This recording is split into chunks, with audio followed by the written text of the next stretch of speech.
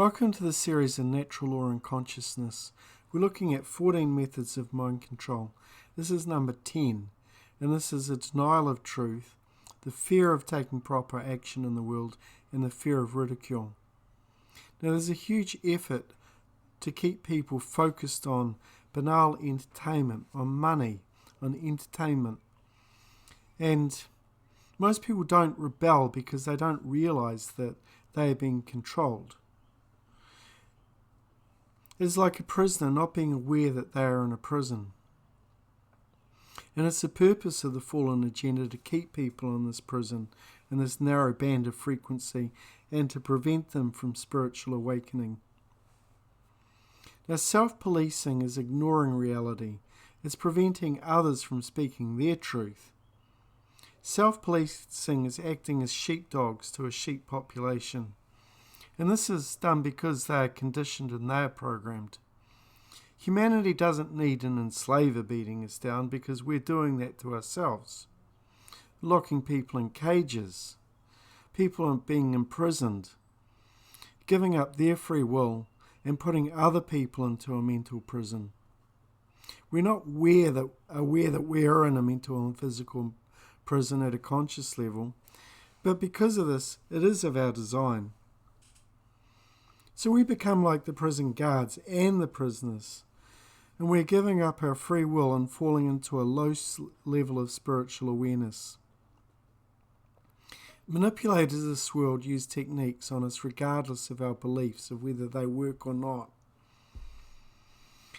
So if you want to know who the real sorcerers of the world are, the people at the top of the pyramid, then maybe you need look no further than a mirror.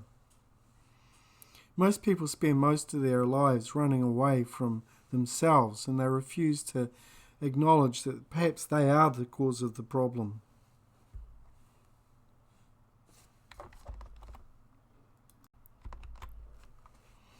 So people are giving up their free will and acting as manipulators.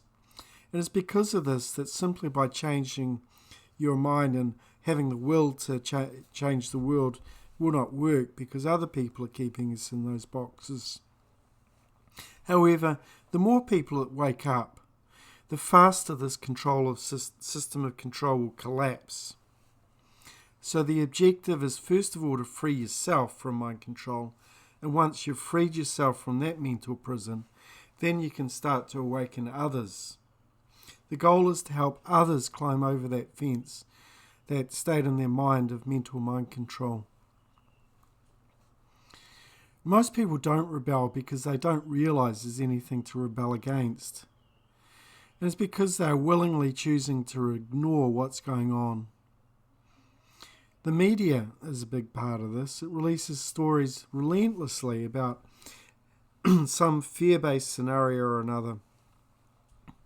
And this is keeping people in a continual state of fear. When people are in this state of fear, their brain stops working. They can't take moral action, and they become afraid, such as to say that their reasoning faculty has gone asleep. They don't question the narrative, and they don't realize that the problems are outside of themselves, that they are perhaps part of the problem.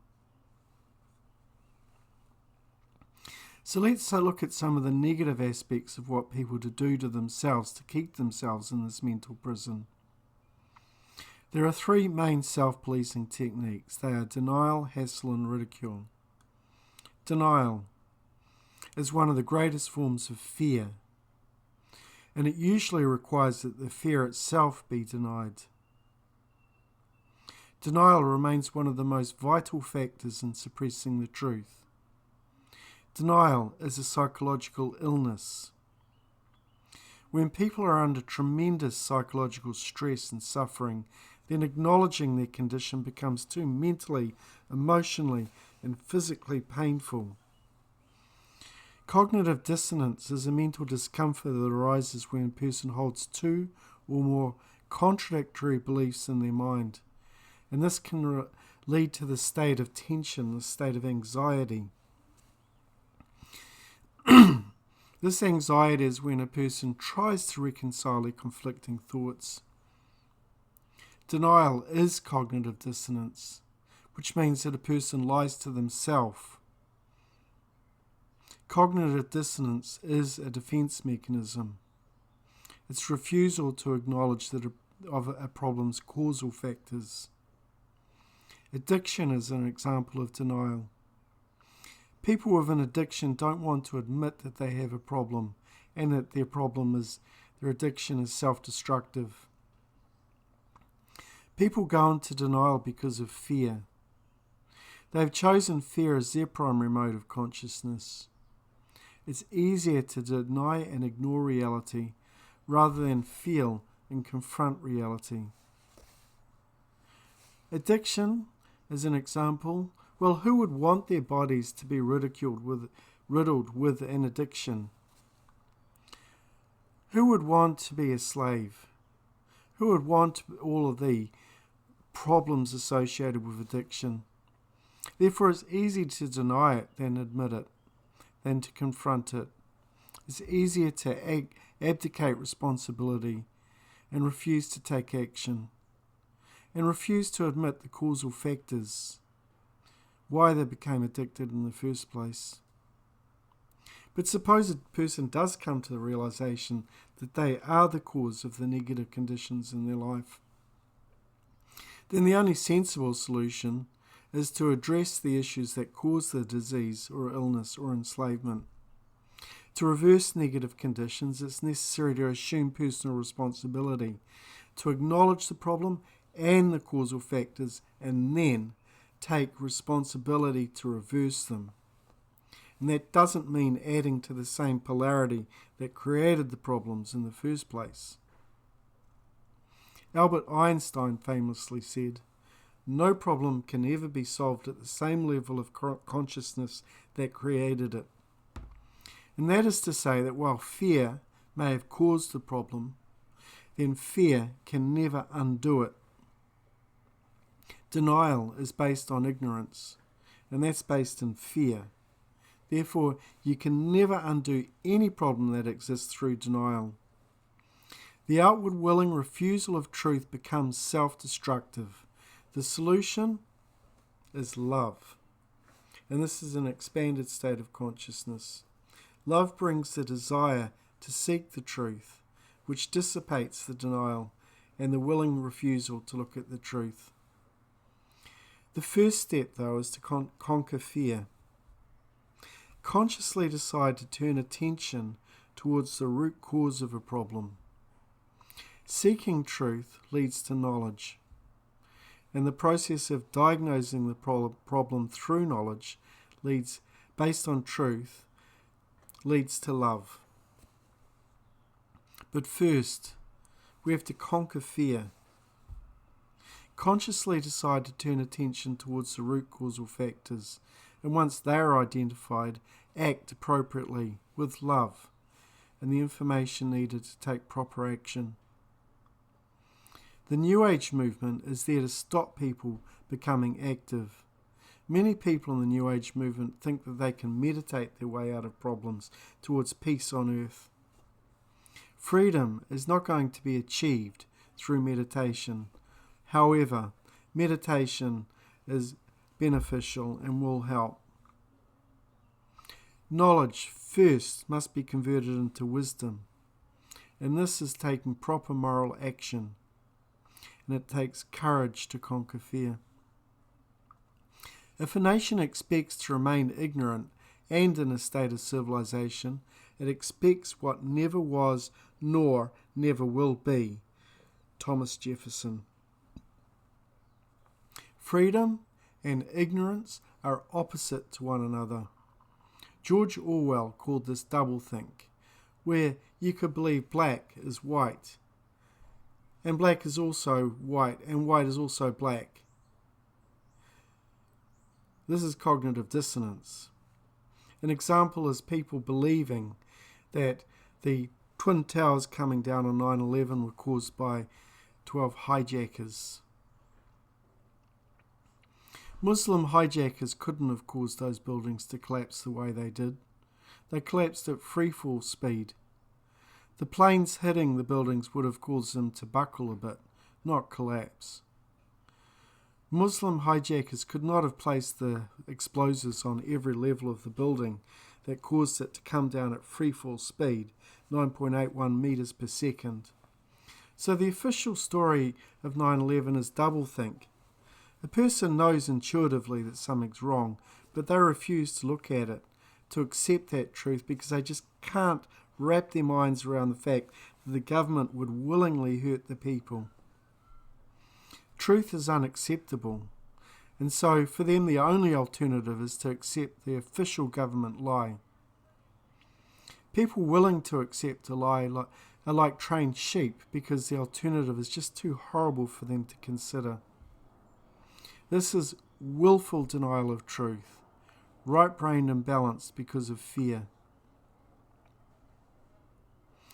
Religion, politics, and the New Age movement, science, and other forms of mind control are boxes for consciousness. So we're taught that anything within this box is valid. Anything outside, off limits. The truth is too big to be confined in any box. Everything inside the box, and outside the box, could be true. Truth can't be squeezed into these tiny little boxes of consciousness. Hassle. Hassle's a fear of taking right action. When a person realizes that a problem exists and that something must be done about it, then the hassle factor is the fear of taking right action. Many people who know the truth are trapped in this fear, and it's the hardest to overcome. The hassle factor is when you know something's wrong, you want to do something about it, but refuse to act. Now, the dominators, the people in this world bringing a more chaotic world into existence, they're using these techniques of mind control to stop people from doing what is right. They're using fear.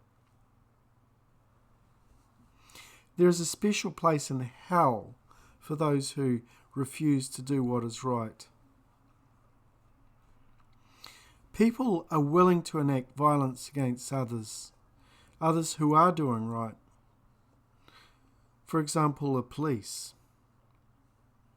And people back off from doing what is right because they're afraid of the consequences of confronting authority.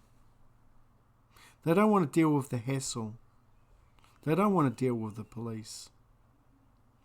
The lack of action is an abdication of responsibility, though. And when people have chosen fear, chosen non-action, then the failure to act has karmic consequences. It has consequences for the soul. Staying in this hassle-free zone is an abdication of responsibility. The people who want to remain in denial would say, well, I never really looked into that for myself. They're lying to themselves and to other people. Denial is also based on a denial of personal responsibility. The hassle zone is the fear of knowing, speaking and acting because it is just too much trouble to do so. And this is a horrible mode of consciousness to be trapped in. People who avoid hassle know deep down what's going on. They know what needs to be done, but they refuse to act. This is an abdication of personal responsibility and a pure shunning of wisdom. Wisdom is taking right action with knowledge of what is right and just. And this is the sacred feminine principle. Not acting on what you know is cremating the sacred feminine, that component of yourself. You are killing your conscience, putting down the male aspect of action also. Conscience compels you to act morally. Now, not taking proper moral action in the world is part of what is ritualistically enacted in the cremation of care ceremony. It's killing care, killing the sacred feminine aspect of consciousness, and this results of not taking proper moral action in the world. The ridicule factor is the fear of speaking truth. the fear of acting. Fear of ridicule prevents people from speaking out. And we need to get outside this barrier, not be afraid of other people's opinions. Fear of opinion is a wall that we build within ourselves. We're not willing to acknowledge that we're doing that to other people as well. But if most people spoke out, spoke their truth into the world, then we'd live in a better place. But unfortunately, the fear of what others think stops us from doing this. So we've got to have the courage to conquer that fear. The biggest obstacle holding people in a lower consciousness is worrying about what other people think. The dark occult is successfully using tactics to manipulate people and control the world because they never stop speaking their version of reality into existence. They have a device that does this 24/7. It's called a tell-a-vision. Tell-a-vision. Well, whose vision? Their vision, of course. They're constantly telling you their vision, putting that in your mind and making that your reality as well. The dark occultists are constantly using their voices. They are not divided, and they are successful because they are united in their vision. The common person is not successful because they are not united. The dark occultists act as one overarching mastermind. They manifest their desires because they feel and act in unison. We are an oppositional consciousness because we are not acting, feeling, and thinking in unison. Therefore, we're not receiving results in the world that we want. So we need to change people's minds and hearts, to give them the courage to act, to bring a better reality into existence, to build a world that we want to live in, a world of harmony and harmony with creation. But the one thing a criminal organisation cannot stand is exposure. If their crimes are exposed, then they would not be able to continue their evil. Dark occultists hide in the darkness of secrecy, and when they are exposed, they scatter like cockroaches. Escape from mind control is easy once you've realized how the system of control works. Mind control is based on a series of conditioned beliefs, disempowerments, and fear-based narratives that most people accept as common sense. These false narratives and beliefs keep people from waking up and from spiritual advancement. But once a person is broken free of mind control, then it's not possible to put them back under that control. A person free from mind control can function in society under mind control, but that is no longer effective. That control is no longer effective. A person can still work, earn money, but yet not be under the spell of money. And once enough people raise their frequency, their consciousness, break free of mind control, then a mass awakening will happen. This is known as 100th monkey effect, at which point our self-appointed rulers will lose control. The good news is that a vast number of people are starting to wake up. They're realizing that the media is lying to them. Love is a higher frequency.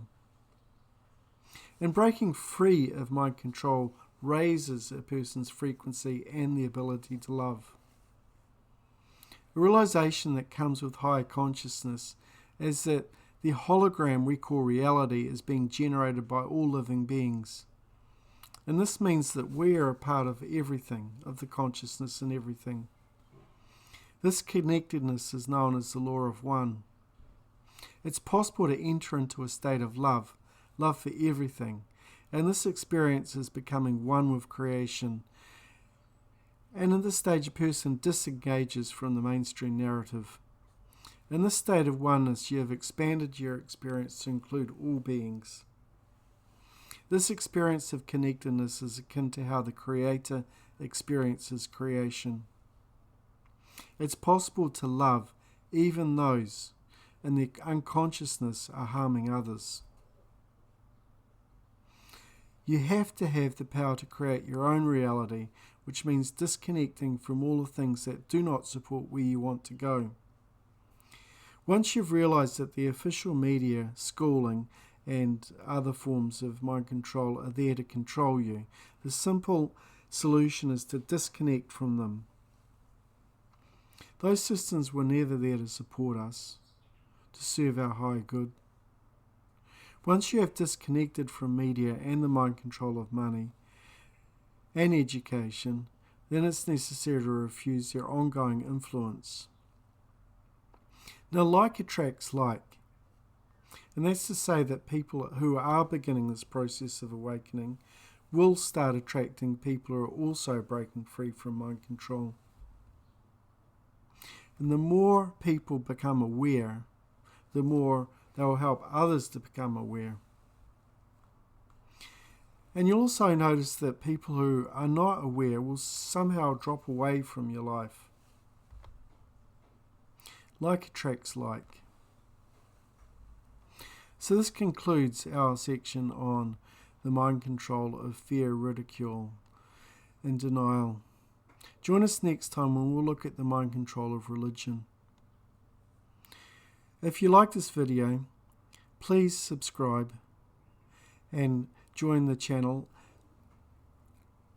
I look forward to reading your comments in the comment section. Thank you for watching.